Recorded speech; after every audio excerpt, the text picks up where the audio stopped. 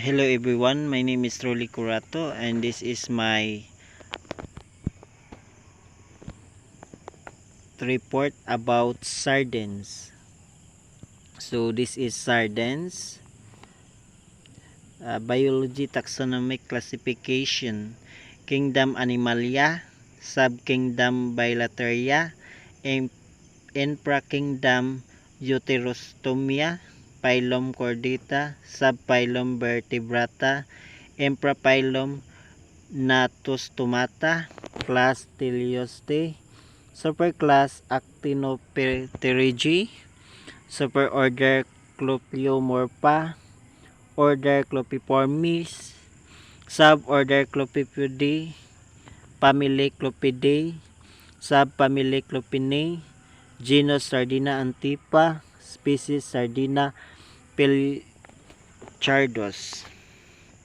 Characteristic: sardines are small, silvery, elongated fishes with a single short dorsal fin, no lateral line. So ang sardines kay wala siya lateral line, and no scales on the head. So ang sardines wala siya scales sa ulo.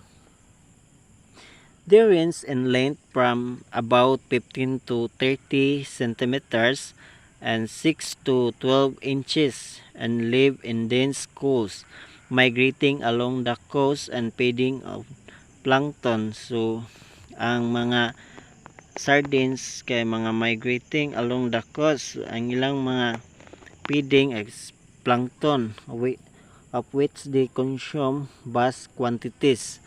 Sardines have a flat body which is covered with large reflective silvery scales. In the middle of their belly they have a set of specialized scales known as scutes, which are jagged and point backwards, having very small teeth or no teeth at all. So ang mga sardines kay mga gagmay sidya og ngipon or wala jud sidya teeth at all. Sardines eat plankton. So ang sardines mukaon si jag plankton which they filter from the water through their gills. Other species of sardines, sumao na ang species sa mga sardines sa genus na ay Sardina, Sardinops, Sardinelia or Dosmomeria.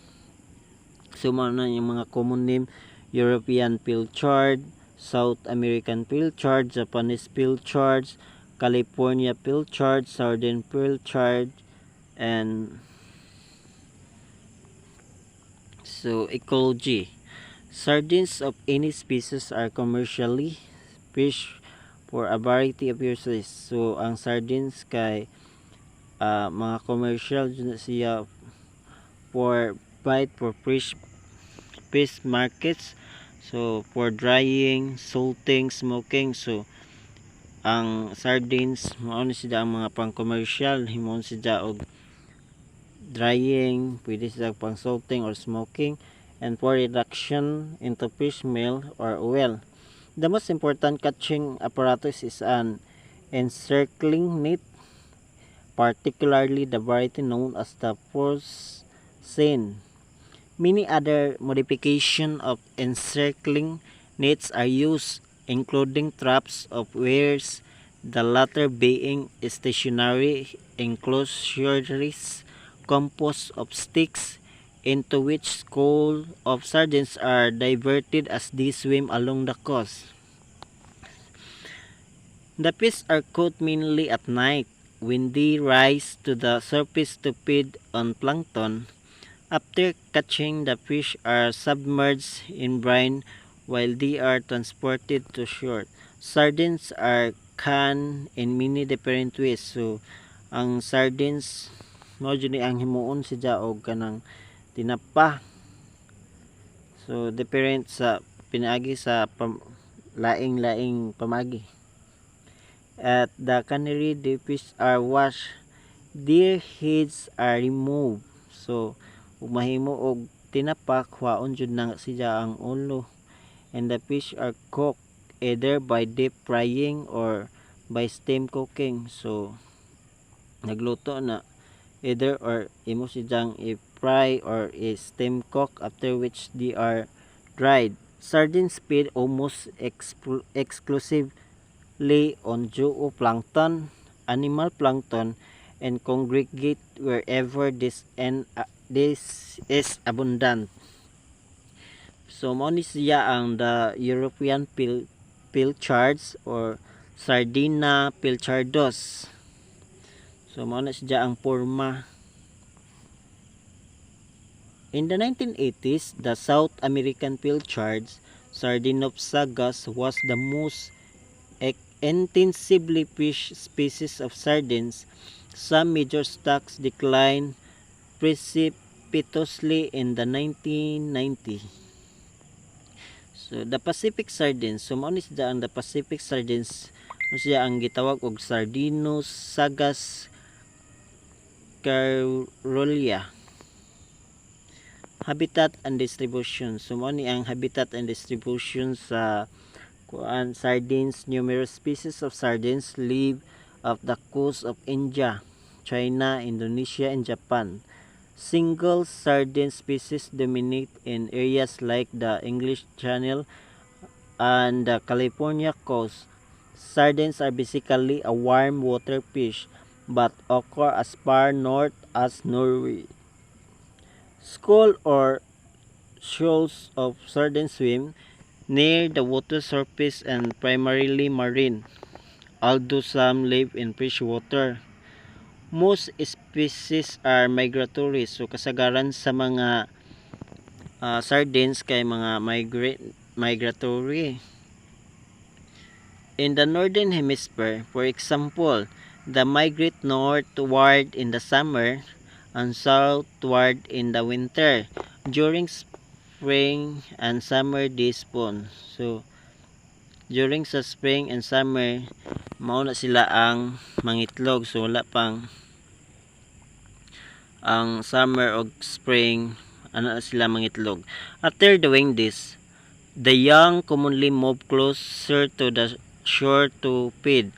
So the young sardines eat plankton. So ang kasagaran sa kanon sa mga gagmay nga isda ay kining plankton. So mao na siya phytoplankton, while adults eat animal plankton. So ang mga dagko nga sardines mukaon sila o ilang kanon ang zooplankton.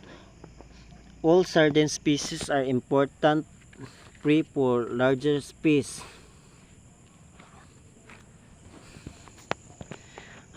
Life cycle. So mao ni siya ang life cycle sa kaning sardines.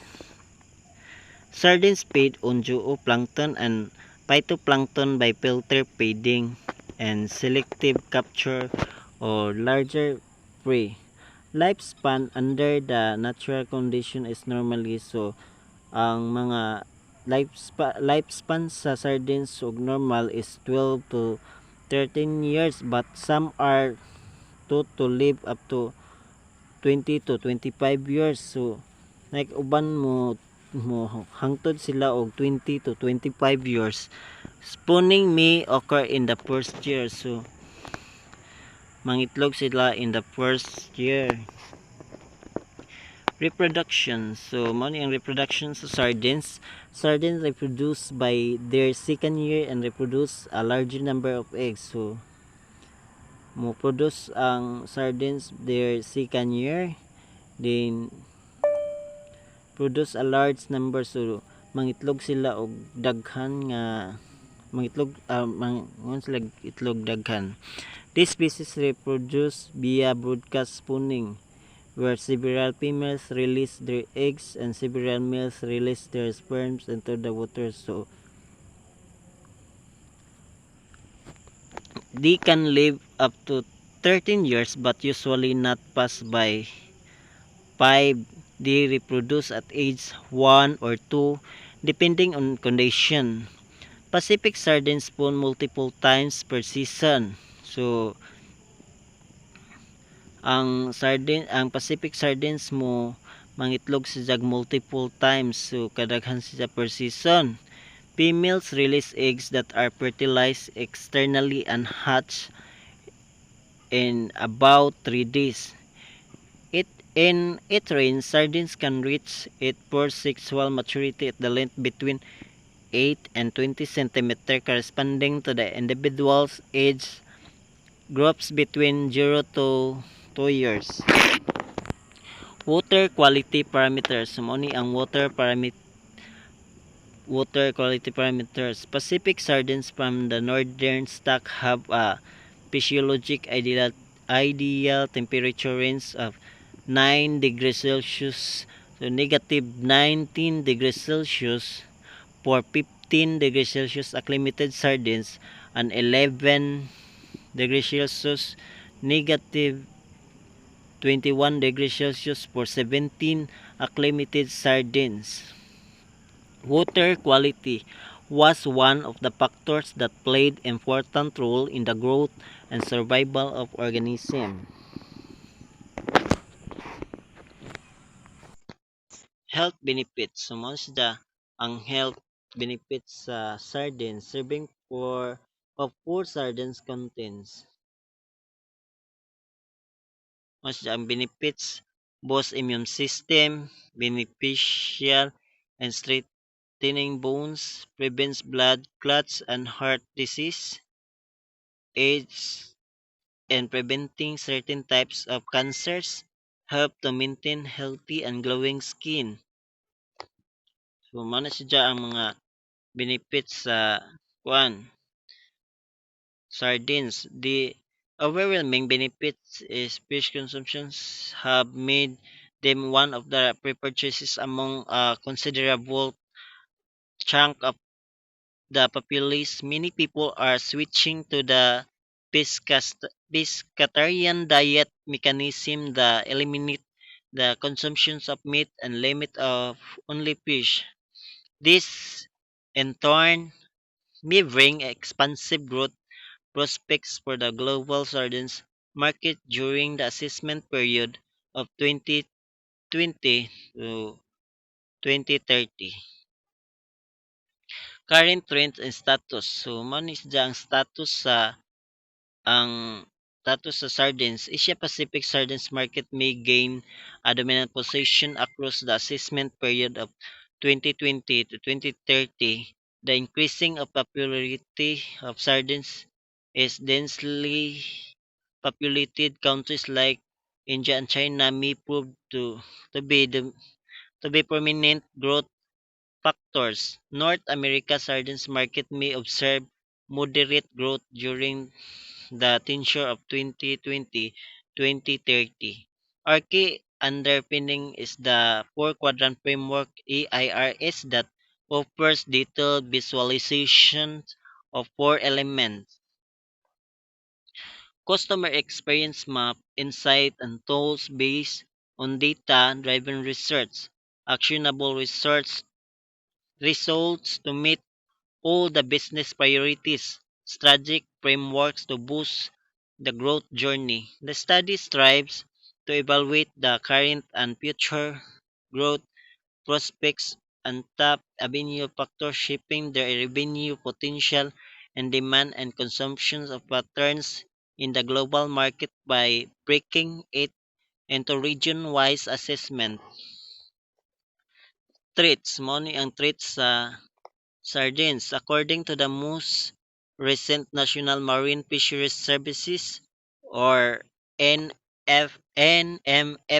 assessment, the 2017 West Coast Pacific sardine population has crashed by 95% since 2006 to its lowest level in decades, from 1.8 million metric tons down to just 86 metric tons. So dako jud ang nakuha sa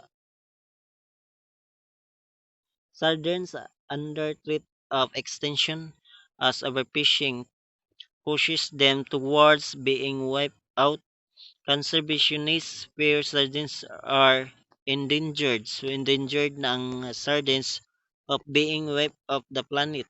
The small Atlantic fish that have has become a lunchtime favorite and evening tapas treat, it is danger of becoming extinct.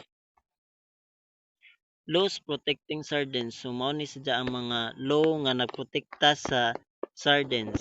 Republic of the Philippines, BPAR. Article 3 of Act number 4003 has amended and for the protection and conservation of certain species of fish known as sardines. The Fisheries Code of 1998, Republic Act 8550 provides the legal framework, the protection and conservation of sardines. So that's all. Thank you.